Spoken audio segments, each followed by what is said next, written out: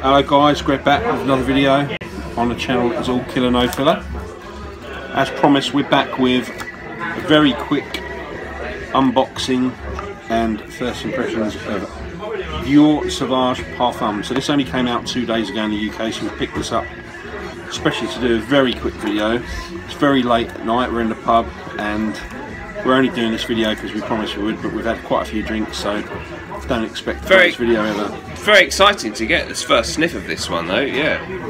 So there's the box, pretty much the same as all of the Sauvages. Let's dig into it, see what we've got.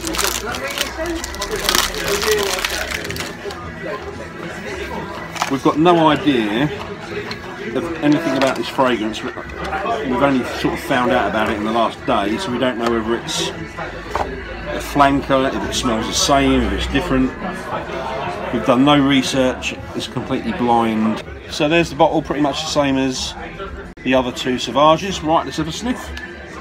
Give it a little spritz for myself. Oh, look. Nice spray down. Wow, yeah, good spray, yeah. See what we think. Fair to say we're not massive fans of either of the other two. No, we're versions. not normally massive Dior Sauvage fans. Ooh. It's different, isn't it? It's not. I thought when they said they're going to do it, it's going to smell very similar to the original. Does it? Not very. I think you'd probably say bit. that it's.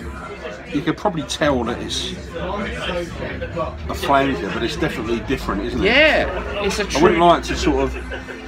It's still got bergamot and sort of peppery smell to it. I don't know whether it's got so much of the ambroxan thing that the original. No, it doesn't. No, because that's kind of the key thing that hits you with the original. I'm not sure. Yeah. That's kind of there. It's a bit. What's the word I'm looking for? Citrusy, orangey. There's an orangey thing to it. it is. Yeah, it does have a citrus kind of opening, for sure. But it's not bad. It doesn't smell like the original Eau de Toilette and the Eau de Parfum were quite recognisably still very similar to me. But this does deviate from that. Yeah, it's not just a higher concentration of those two. No, they've changed the notes. I think it's actually probably better, to be fair. Yeah, Mind you, I'm not a lover of the others. This is a bit smoother, maybe a bit more mature, I'd say. Yeah, it's warmer, a little bit warmer. It's not so much of a clubby sort of. It's a little bit more grown, to be fair. I'm not going to. I was going to say I'm not going to rush out and buy it, but I already did. But, yeah, I think it's all right. Not going to get excited about it, but I think it was. Just a note on this. Yeah. £104 in the UK for 100ml. So similar sort of price point to Bleu de Chanel, going along the same sort of line. Yeah. You mean like the Bleu de Chanel, the Parfum, yeah, which, I guess this is their competitor to that, really, isn't it? Yeah. Initial impression. There's a similarity with the original, but not. It has gone a little bit into different territory, hasn't it? To be fair, I like it better.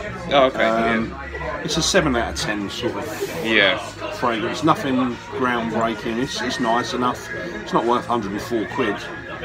Debatable, that, isn't it? Really. Yeah. If you like Sauvage and that's your type of fragrance, and I'm sure you'll like this one as well, but. Not really too much of an insight, just the first impressions.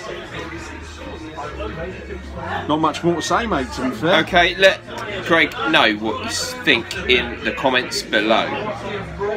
Very good.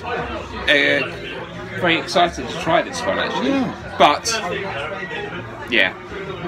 Not going to be either of our favourite fragrances ever. No, it's not our kind of thing, but not bad. Yeah. Not bad. No. Anyway. Okay. That's us done.